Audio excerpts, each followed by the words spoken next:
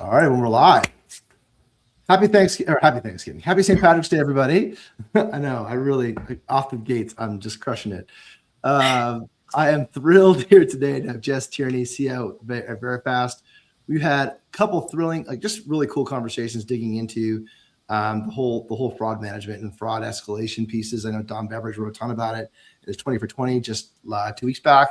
And there's been just a ton of conversation on it, and certainly a lot of commercial activity on it, which is both I think the interesting thing that going on in fraud management and then fraudsters is it feels like it's like this escalating battle of capabilities, both on it's kind of like the radar gun and then the radar detector battle that keeps going back and forth. And it's not going to go away anytime soon, certainly given the economic situation we're in right now. So thrilled to get attached to connect with Jess Tierney. We got caught up at RecCon also briefly. Got to chat with there and see face to face. Certainly, these conferences are awesome for building out relationships and just seeing people face to face. And I hope everyone's listening today. The interesting part about the conversation, Jess is the CIO at Verifast, and a lot of people talk to me about getting to LES, and they say, well, it'd be great if you could talk about internal conversations as well. Of course, we've had folks that have been CTOs, COOs, and all those things, because the truth, I guess the uncomfortable truth that people don't necessarily like to acknowledge is that if you're in a role and in a leadership capacity, you are in a sales role, and you may not be selling your product, but you are selling ideas, you're selling budget, you're selling capital, you're selling all these different things. And that requires a hell yes conversation. That requires understanding who your customer's customer is and thinking in terms of a service provider versus a, kind of like a person on the bench. And that kind of thinking helps drive a whole lot more success for your role. And I had a great conversation even on Friday with a maintenance person and just teaching them the kind of concepts of hell yes around thinking about your customer's customer and how your customer needs to achieve objectives and how can I partner with my customer in order for them to achieve the objectives for their customer. And that kind of modeling, I spoke a bunch with the guys from Funnel, and then even previous to that with Grant from Grant Driska, I think was his company name. Nonetheless, so this is brought to you by IRCX. IRCX is AI remote maintenance software for property management industry. We help you inspect things. We help you triage things remotely without having to roll a truck. And everyone who's listening today, if you're on this live show, please add any comments. It makes it super fun for us to kind of be able to engage and answer questions on the fly. If you're catching us in the podcast, Apple or Spotify, just leave any comments there or like us and subscribe. That makes it a whole lot easier for people to find us. That's enough for me. We'll pass it on to Jess. First question we always ask a little bit about yourself and how did you get into this role? And then ultimately, what's the problem that you're solving over at Verifast? Pass to you, Jess. Yeah, so I spent 20 years in multifamily. Started as a leasing agent, worked my way up into, the regional role. And the thing I think that really taught me that basically all of the down and dirty details of multifamily was the fact that I worked across 14 markets in every single asset type. So from lease ups to refinance to renovation to conventional, all of them, I have done them. And I think that it really taught me a deep understanding around operational pain points, especially when it was like efficiency, collections, and just resident experience. So I think a lot of people only experience maybe one or two types of assets. So I think for me, that was like a huge game changer. And the funny part of this is that I loved my job in multifamily, and then COVID happened. And during COVID, we were doing massive renovations at 5 of my portfolios, and the systems just weren't working in order for me to track what I was doing across vendors. And I was working really closely with Chadwell Supply as my renovation partner at the time. And with all of the interesting pains that came with COVID, I decided that I wanted to step away, and a unique opportunity opened up at Chadwell Supply for their third-party management procurement tools with all of the major property management systems. And walking into that building, there was not a huge adoption of it. They didn't understand the systems. And so I spent 5 years kind of developing a service modeling within Chadwell Supply for the procurement tools to be utilized and to also teach the sales team how to be the heroes in the field. Because let's be frank, turnover's been high, 70% in the industry. No one knows how to use these tools, and you don't get taught. You just get handed, here's YouTube videos, here's instruction videos, run and figure it out. So I really worked on taking a tool adoption from 9% to 50%, and then reduced our delinquency, because obviously in order for them to pay bills at property, you have to make sure you're using the tools, right? So I went to OpTech for the first time in 2023. And while I was there, I had the pleasure of meeting Tim Ray and Jean Klein from Verifast at OpTech.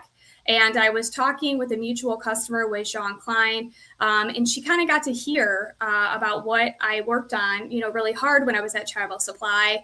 And fast forward to May of 2024, and I got a phone call from her, and she's like, hey, Verifast needs you. And I was like, oh, and she kind of got to explain to me what they were looking for. And at the time, there was a director of integrations role, because they needed basically the integrations of all the property management systems, which is what I did at Chadwell. And fast forward 3 months later, they convinced me to come on board, and I've been with Verifast since September of 2024. And I started as the director of integrations role. I was quickly promoted to VP of product last year. And then fast forward to October of last year, I am now our CIO. So lots of growth, lots of movement, but it's been a wild ride, but an awesome one. That's really cool. It's an interesting kind of like progression to go from integrations to product to CIO. Like the scope of responsibilities between those three different disciplines is significant, right? When you consider integrations is contact with third parties and external, enabling your existing solution. Product is the product that you deliver, what you sell. And then CIO is the health of the entire infrastructure organization, internal, external, and product. And so along the way, you're having a lot of conversations, different conversations, a lot of negotiating, a lot of trading off. Like, how do you begin to approach that when you're taking a look at, let's just start with even going back to your first, think back to your first 30 days at Verifast and integrations, which touches everything, right? Touches your other partners as well. How did you begin to approach the conversations there to understand how to prioritize the work that needs to be done? So we have an amazing chief operating officer. Her name is Becca Stafford. And when I came in, she was leading our entire customer success team and our client success team. And so I leaned in very, very hard with her to understand what was the feedback from the customers and what was the internal pain points. And so she showed me basically where we were having lots of inconsistencies, where we were having churn just due to lack of integrations or lack of system capabilities. And I said, okay, so I am literally a week new, but let's run. So I just really went hand in hand with her and just chased every customer call with her I could, every internal meeting that I could attend, just so I could get a heartbeat on like where we were really struggling or lacking at the time. And I just got really ingrained into the product, into the process, into every aspect of Verifast, so that way I could take my brain, which is very systematic, very analytic, and figure out, okay, priority has to be based on where is the most revenue going to come from and where are we going to make the biggest impact, right? So working with her and focusing around those two items to start was, I think, why I was fast-tracked to VP of product, because we made, in my first 90 days, major impact of things that were really hurting us. So we did not have certain integrations at all. We were turned off on some integrations because the logic was wrong. We were sending out invitations to everybody in a system versus just new applicants. And then we just enhanced visibility inside the tools. There was very much a lacking of when we were going to actually send off an invitation. So we gave visibility to the operators to know that we're actually, in fact, running in the API. And then we just had partners that just weren't being held accountable. They were doing us dirty. Things that we should have had access to, we didn't have visibility to items. And I just really took, a strong lead in making sure that we right-sized every aspect that touched our product, because our product is integration heavy. Totally. Yeah. How did you manage the politics of that all? Like, you come in new and you see some things that need to be fixing, but you recognize that people all around you have been, they helped build it or set it up, or they decided around it. How did you begin to, were you intentional about it, strategic about it, or are you just good at that? But like, it's what I'm getting at is that when someone new shows up and they've got all these ideas about things that aren't working, that can be ill received. How did you manage to navigate that to start building? And what I'm getting to is like your progression from integrations to product to CIO. There's some political jujitsu that has to happen all along the way to make sure you're building relationships versus burning down bridges. Like, how did you manage that at the very beginning? I just got into the trenches. I rolled up my sleeves and I did the work with the people that were touching it every day. I think that that's the biggest way to earn respect is if you're actually doing the work. So I spent a lot of time with the customer success team and the client success team and with our COO to really identify what was coming in, what was happening, and why customers were upset. And then additionally, like all of our internal teams, we have, Pascal, who oversees our entire data team. He showed me everything that was coming in, what was flagging for review, causing internal holdups, huge backlogs. And I just got into it with them, had meetings with them regularly, showed them what my thoughts were. And I spent a lot of time building the relationships internally. I'd have to say that that's probably my strongest suit is I am a huge collaborator. I don't believe in just coming in and bulldozing because you are right. There is a political game there and it does. And some people can block you out from doing your job if you don't approach things appropriately. But I think everybody knew that my intentions were just to improve their quality of life from an internal standpoint, but then also to like create an amazing experience for our customers and their applicants. Nice. And so let's talk about Verifast for a bit. So what is the problem? So this is a two-step question. What's the problem that Verifast solves so that everyone can get context? And then secondly, what's the problem that you solve specifically for Verifast, knowing it's kind of like giving your role, there's two steps to this whole thing? Yeah, so obviously Verifast, we're a fraud verification company. So we take all of the administrative work off of your leasing agents so they can go and be cruise directors and do all the fun resident activities. So they're not dealing with being stuck behind those doors, just processing paperwork. And then also guessing on if this is a fraudulent pay stub or is this ID real and do they income qualify, right? But I think the biggest thing that we solve for is that we give you an education with your data on how to approve more applicants or how to essentially design your criteria to get you more applicants. So solving more of the need around your vacancy and your delinquency. We keep the bad actors out 100%, but we give you so much more data than a lot of the competitors in the space. So you can make better decisions. And also too, from like a regional standpoint, you can see how your portfolios are performing or where you might need to make changes. Since I've been here, the biggest change that I've made is our logic. So really taking the operators' pain points and being able to use their systems work for them within Verifast. There's been lots. Go ahead. Like, is it a tuning function? Like, sorry, I just want to your point about like the balance between applicants, like top of funnel, and then delinquency. Like, is it really a tuning function where you're trying to figure out, okay, so if I tune down the applicants by more strict application standards, then I'm going to reduce the amount of flow, but I'll have 100%, I'll have 0% delinquency.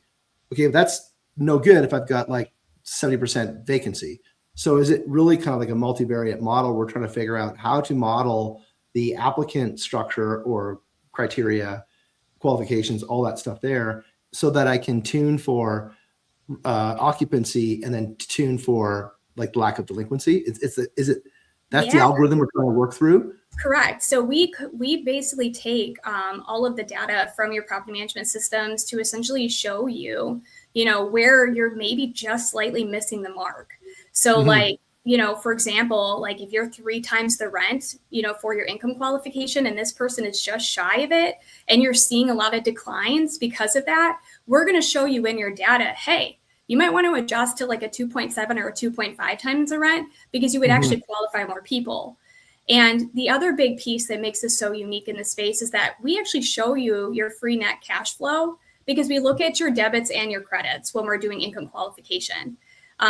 We want them to see like, yeah, like they're maintaining, that 3 times the rent, that 2.7, that 2.5, whatever it might be in a consistent basis. Because, there are some people that are paycheck to paycheck or that are, spenders, and they get a paycheck and the next day their bank account's drained because they went and had like a wild weekend. But yeah, like, I mean, we really show you in the data where you can do better for your applicants. So then when you get to like, is it when you get to like the whole idea of like, this is Verifast as a whole, like the way that you get to the principal problem that Verifast solves, is it more that modeling or is it freeing up the time for the leasing agent? Or It's is it both. guessing? Yeah, it's both. Like we really worked on in our product to make sure that we were solving for two sides of the coin. The space, obviously there's tons of fraud verification companies out there nowadays, and everybody's got their niche, right? But like the data for us is what I think the property managers and the regionals love about us, because we do teach you so much more about what is occurring across your entire portfolios or in your properties daily. And also too, like, one of the things that a lot of companies don't track is insider fraud. We track all of the overrides that come in too, so that you can see problems before they're even happening. Because we all know, leasing is commission based, and you got a lot of tension and pressure to obviously lease apartments. And especially when it comes to lease ups, we know how grueling that is. But it is something that we track too. I mean, we even look at your marketing sources, so that way, like if your apartments.com or your rent.com leads that are coming in are not getting qualified, I'm going to show you in your data, hey, just so you know, your apartments.com, all of your leads that are coming in are not qualifying. You might want to reinvest your money somewhere else. So we're really, really using the data to make sure that you have a full education on what's happening at your property.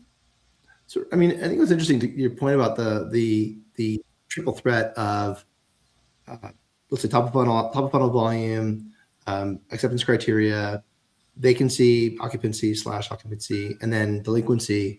To tie those three things together, that's not normally how most solutions, or at least how I've heard most solutions consider. Like they really consider maybe just strictly top of funnel. They'll talk about bad debt, but it's not necessarily a model they're trying to optimize for, like a linear program almost. It's just like we're gonna do this better so that it's not. These are all these three things that are related. Now, the question that comes to is like, when you get into your buyer, like who is the principal? But you mentioned the property managers, regional managers.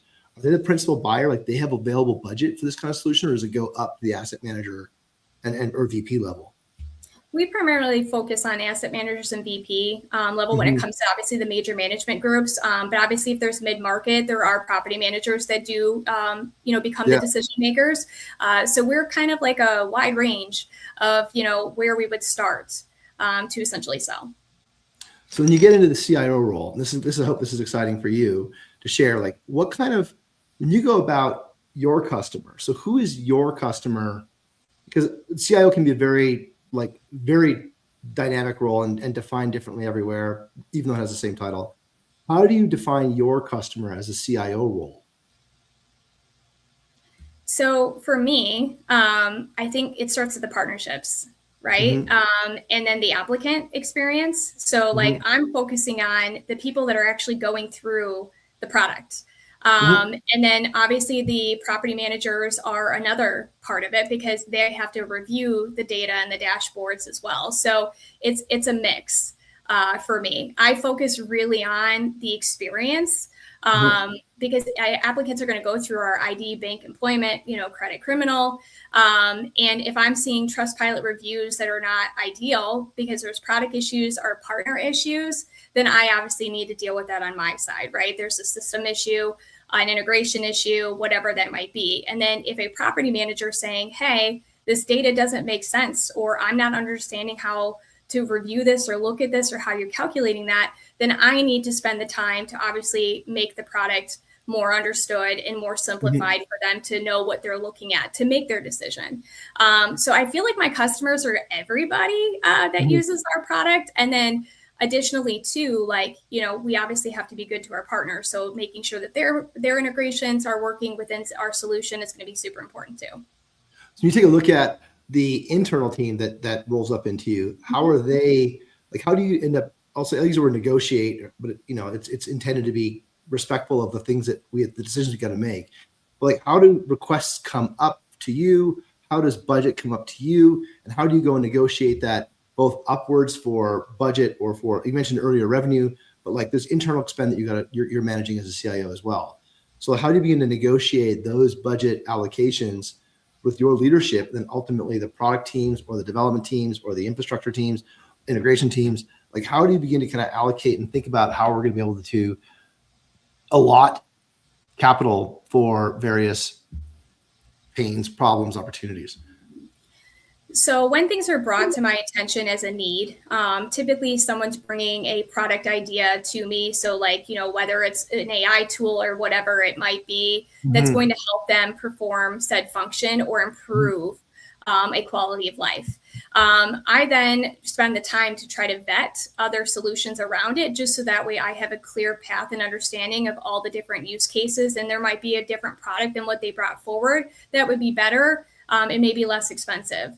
At that point, I then put together a matrix for our executive team that just goes through the features and functionality and the time and impact that it would save the teams if we did use the tool, and then how that would align to our budgetary items, for that year or for that quarter. And I do that with all of our products. So anything that we're vetting for any department or any department that it impacts would essentially be a part of that conversation. So we're getting the tool is going to make the most sense for the entire organization versus just one department. Don't get me wrong, there might be a specific department need, and we would weigh that in the same way. But because we all touch each other and we're all cross collaborating in this company, I try to get everybody's buy-in all the way to sales and any supporting teams below that as well. So that's going to drive a ton of negotiation along the way. Like, how do you begin to, and obviously like the asks will exceed the ability to deliver all the time. How do you begin to kind of like manage that demand flow from the top down and the bottom up? It's my gift, I'm told, that like partnerships, contracts, and vetting, it's like I'm told that I'm Becca Stafford's like, you're a Houdini when it comes to this stuff. So, so for me, it's like, it's just spending the time asking the right questions and thinking about the audience that I'm going to go back to explain what I found while vetting the product. So it's a combination of understanding the details and then the quality and then how that weighs with the cost. And for me, knowing so much about tools in the industry, I have a good idea of what we should be paying, whether it's per API call, whether it's annual commitments, platform costs, and what the competitors are in the space, for me to go back into the contract and be like, okay, I really want to use you guys. You know what I'm about in the space. Hook a girl up. This is how much I'm willing to pay. Can we get there? And that's basically like, what I do with all of my partners. I have a great relationship with every single one of them. There's a lot of respect between it because I understand their pain points. I understand our customers' pain points, our applicants' pain points, and our internal pain points. And I'm always trying to improve in every aspect of our partnerships or integrations. Do you find that as a integration leader, product leader, CIO, you're like, when you see a new product, you're kind of like, do you have to hold yourself back from offering like what you see that hasn't been seen yet, like something that's missing, or a UI piece that's missing in the wrong place? All the time. And it's super funny because I'll get on a sales call and we're working on some really cool stuff. And, people will start talking about things that like we're already vetting. And I'll be like, yeah, that's totally coming. And I would love to have you as like a beta partner and blah, blah, blah. And then it ends up like maybe like a week or two later, Jean Klein, our CSO, she's like, hey, Jess, you remember that like thing that you brought up on the call? The customer really wants it now. And so we need to like fast track that forward. I'm like, okay. So then I have to run down that path. But there's a lot of product out there. There's so much to vet. And there's so much that's new. And I think based on the feedback between talking to the customers and being on the sales calls with her or with Avery Smart, who's our regional director of sales, to find out like what's really important is what really helps me vet the partners that we need and where we need to be from a scalable standpoint for finances. When you guys take a look at so then kind of like that negotiation internally and managing and vetting and all those things, I mean, it sounds like it's very much still, and I'm grateful for this because I don't hear this every day, a revenue focused kind of like optimization. You're optimizing for revenue in the technical organization as well. Yes. So I look at everything as, okay, how am I going to contribute to ROI? Like that's all that I think about all day long. Because, from coming from property management, what were you expected, right? And if you were doing renovations, the banks wanted to see ROI in a very short period of time. So you had to maximize every single thing that you did, right down to the nail and bolt that you put into a unit. So it's just how my brain has been wired for 20 years. So coming into this world, it is what I really focus on is, okay, so if this is what our, charge per door is, or whatever the pricing model may be for that customer, where is it that I can lower these costs to where we have an awesome margin, but they're still getting an amazing experience and the results that they're looking for. And go ahead. It's funny you mentioned that, like the whole, the conversation that way, right? Like I had a chat with the show, and like when you get in negotiations around pricing, it's really interesting to kind of ask the question. So we get pushed back on a price, and I was like, well, what's fair in your perspective, right? And I felt that, like, and I've used that was kind of coached me years back, is that you ask a question, what's fair, or a prospect, what's fair, and then they'll begin to articulate a little bit further about what they're trying to solve for, and we kind of like agree that the problem should be solved, and we've agreed, and kind of like this. I think it's Chris Voss talks about tracking the agreements. Like, what do we agree on and what is a gap? Not what do we disagree on, what's a gap? And let's understand what that gap is, and ask the question, well, what do you think is fair for a price, right? And then giving you as a buyer for product and tech, like, what the prices is, as you mentioned, what kind of things go for, and you can kind of put that forward. Well, this is what I've seen with the prices. And I find when you have that kind of like that kind of transparency around the conversation, what could surface is that they say, oh, but I also want to buy this, or I'm also needing to solve that. And then you get kind of like those secondary requirements maybe not have been on the table at the first conversation, at the first kind of breath. And that begins to add clarity. And so it's interesting, like price can be a very interesting way to understand what people are actually seeking to solve and how much that is worth to them. Because like when you talked about earlier around saving leasing managers time, like saving a leasing manager's time may be a difficult thing to substantiate. And maybe it's kind of like loose and mushy to begin with, but reducing bad debt expense, that's a serious thing. That's an important thing. Increasing leasing volume and occupancy, those are all like, they're probably in the top three of the top five numbers you're trying to manage towards if you're managing a property. And so like the being able to kind of like have a conversation about price in a way that is collaborative can help reveal what we solve as a technology provider, and then what you are seeking to solve, and how much that means to you from a price perspective. We had a conversation with one that's talking about maintenance coordinators offshore. And so that's their current understanding of how they solve that problem. And so if we're going to replace, or if we're going to append their maintenance coordinators, then that price has to be reflective of what their current perception is, of what that problem costs to solve. And anything below that, anything above that doesn't make sense. And so it's wild to have those kind of conversations, because you can really begin to understand where the value of the product that you're solving, be it internal sales or be it external sales, and how that's all going to come together. 100%.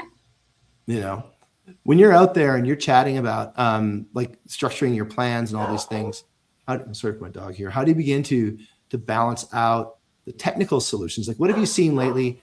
We're going to get to AI in a second, but like, what have you seen lately that really begins to get you excited about the future, either what you're building internally or what guys are looking at externally to partner with? I think all of the bank aggregators that are coming out are something interesting, and there's more people that are expanding in the space. And I think from a financial verification standpoint, that is crazy exciting, because there's going to be different ways that the banking partners are connecting at this point versus scraping. So there's going to be a lot more enhancements and accuracy that comes through. There's going to be a lot more controllability, for the applicants that are going through and what exactly shared and how it's shared. I only see that getting bigger. And I know that there's like verification stuff that's coming out now too, where like you can just put in like your debit card and it will extrapolate like your banking information versus you having to actually log in to your banking institution to agree to the data aggregation. So I'm really excited to see that space expand because I think it's really underutilized. And that is like something that we really, focus around because it's how we really validate whether you make money or you don't. So I'm super pumped about all of that. So can you explain because maybe not everyone understands, and I'm guessing in my head, what a bank aggregator does for you as a service provider? Yeah, so for us, the bank aggregation is where you connect to your banking institution to show us that you are in fact employed and you do make money. And then additionally too, for us to see that you do have your free cash net flow so that we see your daily life transactions. We see, if you paid current rent or utilities. We use all of that data to provide to our customer the holistic true look of that applicant so that they know that they do in fact make the 2.5 times the rent, the 3 times the rent, and they're not just blowing through their money. So, and they can connect as many banks as they want. So you can show us, retirement accounts, you could show us your, credit card, you could show us your savings, your checking, just so that we really get to see everything that you have, from an income standpoint, that would make sure that you qualify for whatever you're applying for. Otherwise, do you find given that you don't have you may not have the full scope of what's available, you're either creating an individual integration for that, or it's just a blind spot that you kind of have to actuarially close, like not having that aggregation in place. What happens? So this is where Verifast is also very unique. We do still have human in the loop. So let's say that there wasn't enough data to pull over because we do look back at a minimum of 90 days. To make sure that we're showing, your month over month, transactions. But we actually have an amazing customer service team that then reaches out to the applicant and says, hey, just so you know, your income isn't qualifying with the bank connection you did. Do you have another bank you'd want to connect? Or would you like to upload, pay stubs or bank statements or, any sort of financial document to show that you would in fact qualify, to where we're not just treating them like data sets. We're actually trying to help them get a home. Gotcha. And so when you take a look at that, so some fraud prevention companies, the resident pays or the applicant pays. Who pays for Verifast? The property manager company. And so the applicants don't have any fees to pay for it. Okay, gotcha. Yep. It is an interesting model that's emerging to have the applicants pay now and then. I find that to be interesting. It's not. It feels interesting. It feels like I don't know how. I mean, if it's working, it's working. That's the part that it doesn't at first glance to me, it feels like friction that's unnecessary. Well, I think it depends on if there's still an application fee being collected, because if an application fee is still being collected by the property management group, well, then at that point, are you double dipping? Because now you have the applicant covering your costs for verification in addition to the application fee, or if they charge administrative fees, those fees should be encompassed in those too. But I do know that in certain states, there's been requirements to do that in a different way. So I don't think it's necessarily always friction. I think it's just the new requirements based on how they want tenants to be treated. How do you manage fraud, or how is fraud managed on renewal? So this is a space that we're actually working on, this year, but ultimately it depends on the property managers, their requirements for renewal, because some people do require people to re-verify before they can renew, but a lot of groups don't. So for us, we would be creating logic within the property management system that this person is up for renewal. And if they're up for renewal, we could then trigger in that logic to send them back through the verification process of whatever magnitude that management group decides, to then re-verify them to the current criteria and the new rental rate. And then provide the updated report so they could then extend the renewal if they'd like to. And does that happen preemptively, or is that something that happens when the renewal has been triggered? So in the systems, it would essentially, whenever they send out a renewal, there is an API status that does essentially update to show that they've been offered a renewal, and that the verification at that point would have to kick off. Now, we haven't built this yet. This is all net new things that we're working on, but that is everything that you could imagine that you could read in a property management system is mostly available in the API. To where we can then create custom workflows based on how their process is, because that's the one thing that makes us special is we're very anti-black box. I try to take my operator knowledge to essentially create that workflow for you that makes sense for your process, because no property management company is the same at all. Yeah. They all are so different, and every region has different requirements, different statutory requirements. So for me, it's been a goal with our COO to essentially make sure that we could be compliant with their asks and the requirements per their state and county requirements. Do you find some people, or does your Verifast find some people who are like some property managers that have no fraud detection in place whatsoever? Yes, all the time. What's that conversation like? I think they turn a blind eye to it. So Becca's from Tennessee, and we went to, the Nashville Apartment Association, and literally everyone was like, oh yeah, we don't have a problem with that.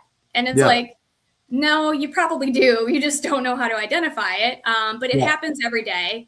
I know like in the Carolinas, like no one really thinks that they have it, but I know that that's a growing area of fraud. And I just think that some of these property manager groups, because they're not maybe as large, they just don't understand how sophisticated fraud has become to even know what to identify, or they just don't have the budgets to have, said software in place. Or because of turnover, they just don't know any better. They don't know what good looks like or what good should look like. So there's a lot of lack of education in the space, when it comes to the daily operators. And, that's something that I'm hoping with Verifast as we continue to grow as fast as we're growing, that we give that awareness because we have the data to prove it. What percentage of folks have, 45 million units out there, what percentage of them have fraud prevention in place? I would say, like, obviously without like pulling, regional data, but I would say that we're probably 70 or 80% have it in place. I would say that there's maybe 20 to 30% that don't. And that's just looking at like the top NHMC, which obviously is a huge component of the units in the US. But I would say that, it's the mid-market and obviously the mom and pops that don't have those in place. Yeah, got you. Very cool. Interesting. So, and then the market, I think what's exciting about the market is that it's not just, so if you, on the outside, you might say, okay, 70% of penetration with fraud software feels like a market that's kind of like tapped out, but the breadth of the product, the breadth of fraud is accelerating with AI and GPT and all these things. That kind of gets in the next conversation around how do you guys look at, like, you are battling AI a lot. And so how do you guys tool up your AI solutions to go and be better? Yeah, so for at least us, we want to keep a human component. So for example, like we have an internal document verification tool that uses AI to essentially visualize the document like a human would, so that we were not creating friction for the applicant to essentially like have to upload in a specific format. And, what if it's smudged, or what if they did it sideways, or it's in a different, document type. We have AI to essentially help correct that, so we can go ahead and run it through its process. A lot of our AI focus is around, system processes and very like minimal, like, human interactions with AI. It's more about just getting the data through, and then our customer service team or client success team would then take over if there's any issues that need to be resolved. We have AI for like a chat just to like get things started. But if there's something more complicated or needs more review, then that goes directly to a customer service representative. I think the mistake that the industry is making with AI is that they're trying to replace people. And when you're working with people in their homes, I think that that's a lack of empathy. Because there is plenty of times throughout my career where on paper, somebody was denied by just like a smidge. And sitting down and looking at it for a second time, that person was actually qualified. Like They maybe might have missed like one checkbox, you know, and also too, what's submitted. You know, if you let a system just completely determine that, what if they forgot to put a document in that they needed to prove something for their case, and you just deny them because you let AI completely do it? So Yeah. I think that AI is great to make sure that everything's getting ran the way that it should, that the systems are processing things, helping to reduce errors, helping to move things to the next stages of review.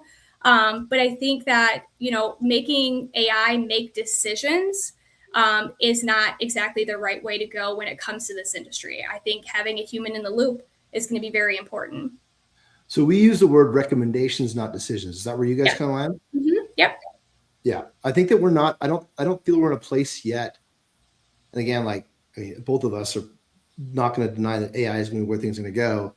But like we're in a spot right now where that we should. It's. I think it would be reckless to call it decision making, Mm-hmm. but important to call it recommendations. And then the importance of the human in the conversation to evaluate.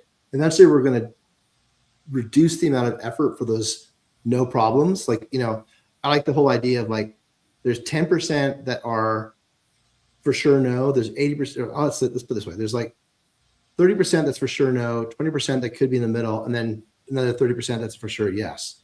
And that 20% in the middle is what gets people in trouble. And so how can we begin to architect a sorry, I got my math wrong, but you get the point.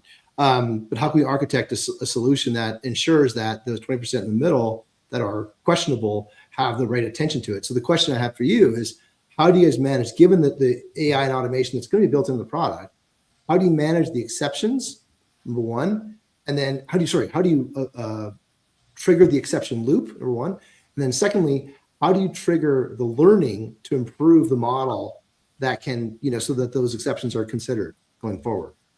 Yeah, so we create a system of flags. So everything that is, you know, we get their criteria, we have a template that we update all of their criteria in, and then we create a system of flags.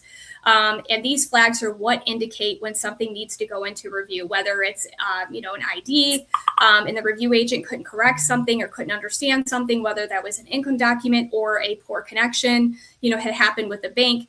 But everything goes into a status. And that status is what queues up for a human to take a look at items.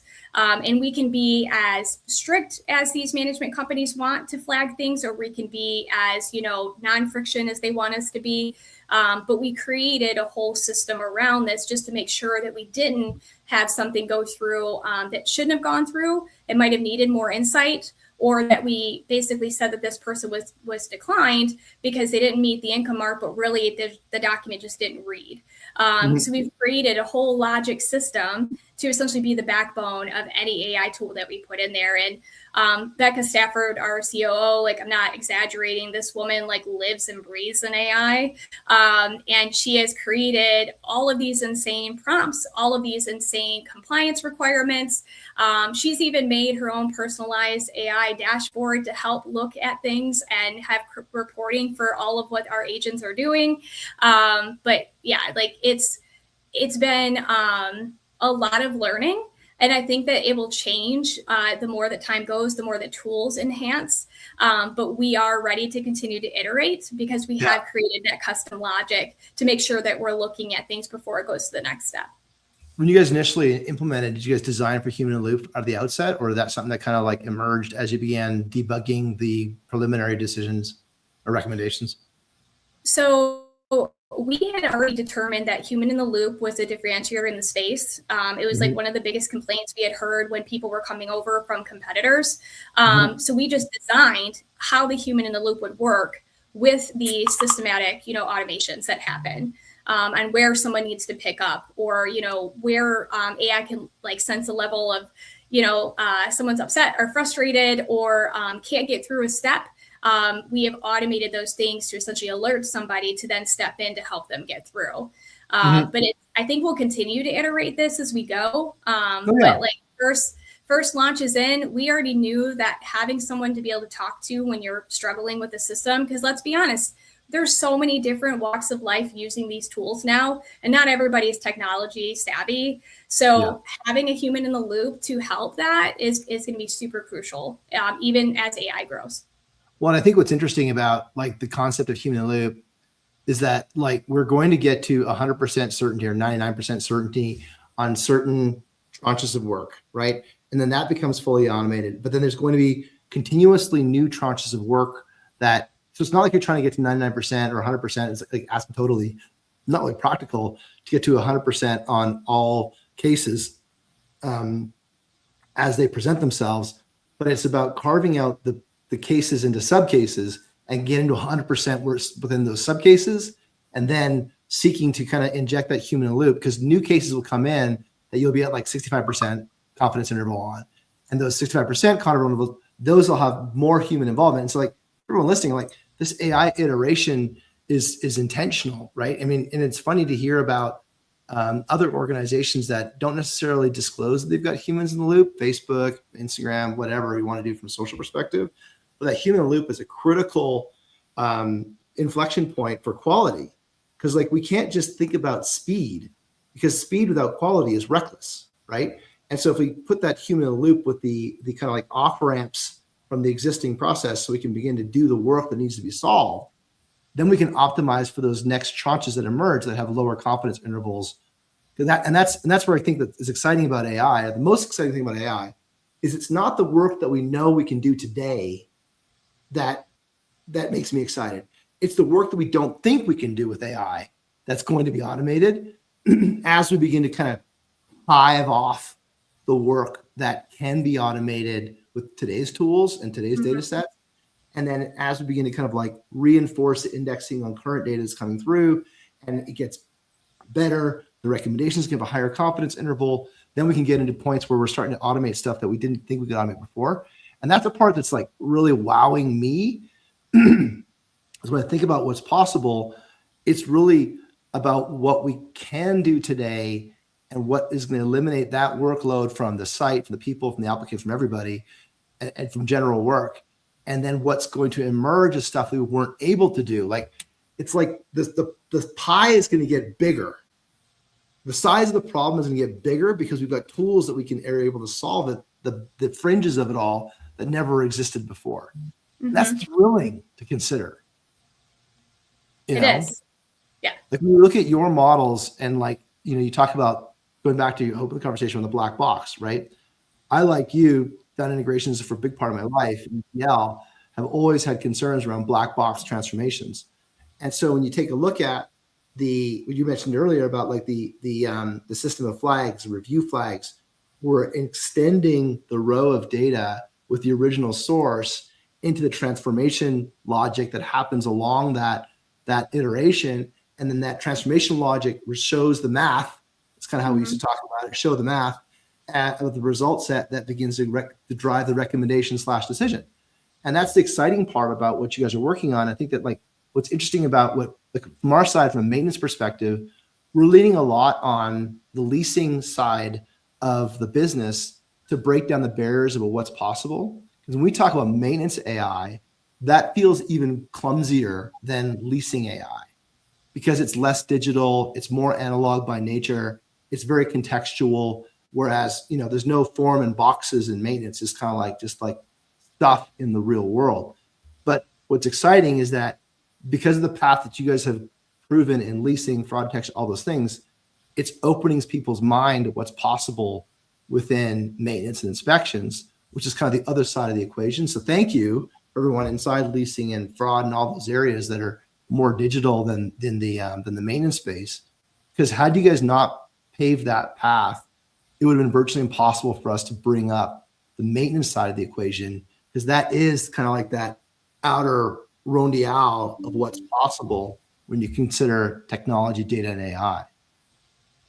Yeah, and actually the maintenance part of my job when I was on property was the whole reason why I even went down the path of like trying to simplify systems. It's actually what launched me into prop tech in general. Wow. Because working renovations and trying to capture all of that for the banks, for our investors, for our owner, and how lack thereof of that possibility inside of the systems like was terrible. I had a 36 tab spreadsheet for the banks to show like every vendor that I was using, what we were buying for what unit types. I had to map out every unit type to exactly what we were buying from and which vendor, because you couldn't have an all-in-one to show what you were spending per unit and per vendor.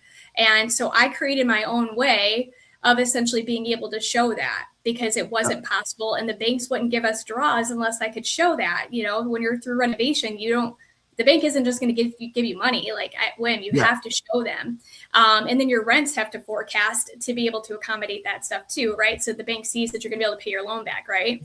But that's how I got into prop tech, because the systems are fragmented. There's not enough, and the maintenance side of it is crazy lacking. And I wanted to try to incorporate all of it, because for me, that made the most sense. So I went on this journey of figuring that out. And that's what I'm still doing, is figuring it out. I think what's interesting about you mentioned banks 3 times now.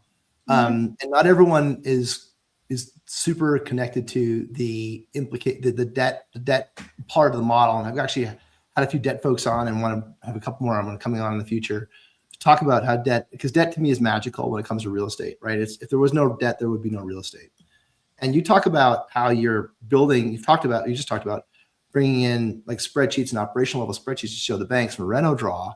What other bank kind of like gaps are out there that you see that banks are seeking to close? Because like, it's an interesting conversation, because not a lot of people see it. They're insulated from that bank conversation. Clearly you weren't, for one reason or another, but you're lucky to understand the implication of banks and lending and capital in the progress of those properties. So where do you see the next gap is that banks are seeking to solve? Will be seeking to solve now that there's more data available? Well, I think in the past, how could you fact check? Because you didn't have access to the systems, right? So you were heavily dependent on whatever reporting was provided and whatever pro forma was given, whether that was by the property manager, the owner, the asset, or the investor, or the combination of all, right? So for me, I worked for a lawyer in the renovation space, so I got to learn a lot, which is not normal. In typically property management, you don't get to work, directly alongside an investor and a lawyer in real estate law to understand all of the different levels that were required when you're doing renovation loans. So I think that the spaces that need to change is that property management systems need to be able to hook up to whatever banking model, that they're using for their bank draws, deposits or payments back, versus you're just logging when you're making payments back to your loan.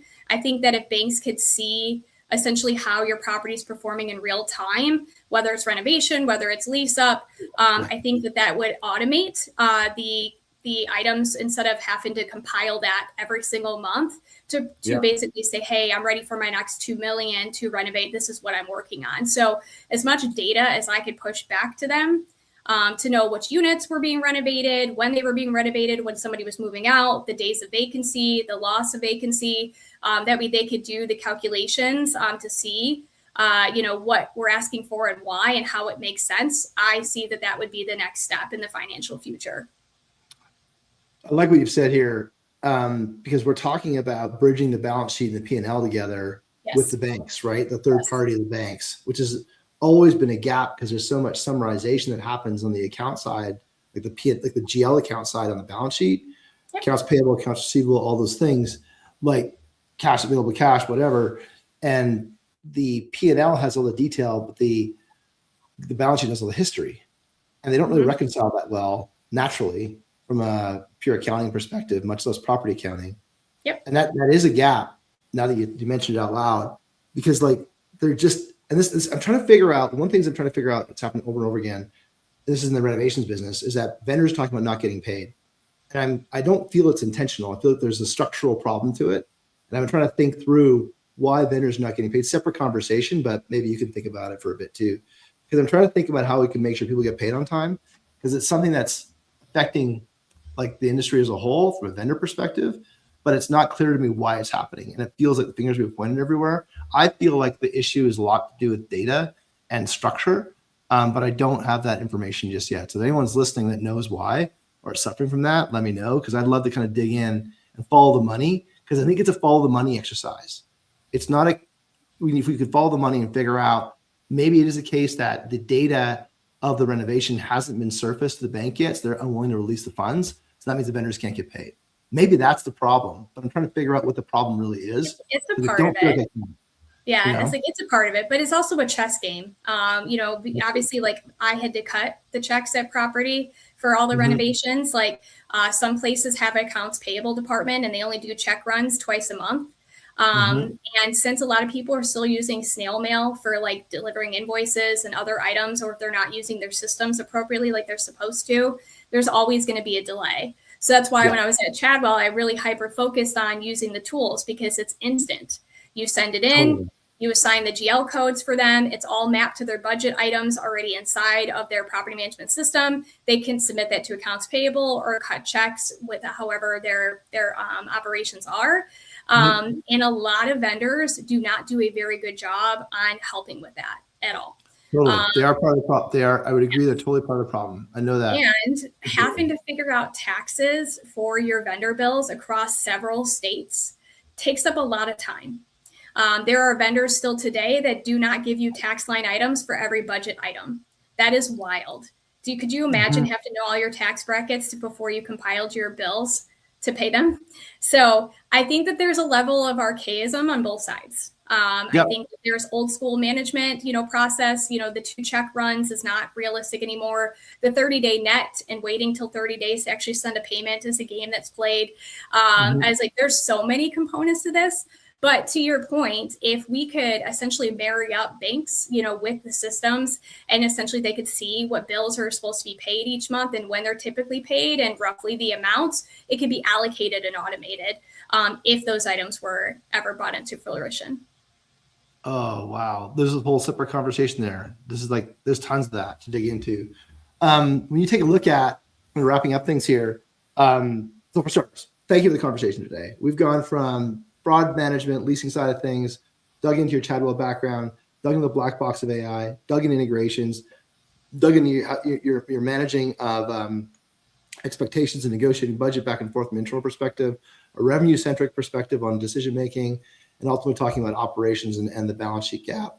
I don't know if you can get to a more comprehensive conversation in property management, but I appreciate going all around the circle and touching all the bases, because it really, for those listening, I hope you get a chance to kind of dig in and listen further into, like, think further about what's possible when we think about the whole picture. And this is part of our original conversation was a whole picture conversation of property management.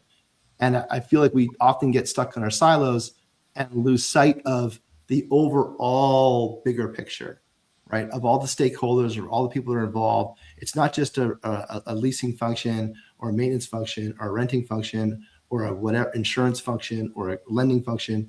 It's all these functions that come together to make it all work. And we've got some work to do when it comes to making that information flow a whole lot better. You spoke earlier about the banking aggregators to make that easy for what you guys do. When you go back and take a look at your career, your incredible career and the things that you've learned, like, what piece of advice would you give yourself back when you started? Touch everything. Just touch everything, question everything. Don't accept, well, that's just how it is, because that's not an acceptable answer to me. Systems are what my brain is, like, literally its own system. I feel like, as I'm always trying to figure out where can we connect that gap or change that or make something else make sense. Because every time that you have to take a minute to do something manual, you are literally wasting valuable time at property level. And there's no time to waste. You are busy consistently because you're dealing with people's homes. So just touch everything, question everything. And if you don't know how to do something, make sure that you're getting the resources as well. Because that's another thing too. I think people are very afraid to ask for help in the industry because they don't want people to think that they don't know how to use their systems. But there's so much in these systems. Yardi has a million versions. RealPage, depending on your assets, different. There's so many nuances to these tools. Just touch it all, figure it all out, because the more that you know across systems, the more that you'll be able to use data to your advantage and to be able to stop more manual process and have more correct data for you to make better decisions on your property. Love it. It's awesome. Who should we have on next on the show? So I have several, but there's there's a couple of people that like have been a big part of my journey. So Shelly Robinson from PropTech Pulse, she's amazing. If you've never talked to her, she's been in tech for a long time. She's amazing. Jennifer Carter from Multifamily Media Network. She's another one. I love her. She's been a huge, advocate for me as well, even through Chadwell. So she's been with me for a hot minute. And then if you want someone from a coaching perspective, Tammy Miller from Better Business is amazing. She's been a mentor and a coach to me for a very long time. She does help executives from a data and systems approach. So definitely would recommend her as well. And if we want to talk like a partnership, Adam Joyce from MX, which is our bank aggregating partner that we use, would be an awesome person to talk to as well. MX, letter M? Yep, M and letter X. Perfect. And how can people get a hold of you in our chat? So you guys can reach me at LinkedIn if you want to ask me any questions. Otherwise, if you're interested in Verifast, just go to sales@verifast.com, send your inquiry in, and John and Avery will reach out to you like right away to get you into a demo. Outstanding. Well, thank you very much for sharing so much today. And your story is fascinating. It's rare that we get a hold of somebody who's touched them all, right? And had a chance to be intentionally curious about all the parts in there. So thank you so much for sharing. And then, and for everyone listening on the live, if you're catching this after the fact on the live, please add any comments and they will both get pinged on. I'll be able to jump on. And if you are following on the Spotify or Apple, favorite, all those good things, it makes it a whole lot easier for people to find us and get more great guests like Jess. This is incredible. So again, it goes back to I think we've had 3 or 4 conversations to date. Every single one of them, I've learned a ton, and I have just a tremendous amount of respect for the work that you've done in your career so far. And I can't wait to sit shotgun and watch you do next because it's going to be exciting. Aw, thank you so much. Awesome. All right. Well, everyone, thank you for coming today. Thank you for listening in, and have an awesome day. Take care. Thanks, Jess. Thank you.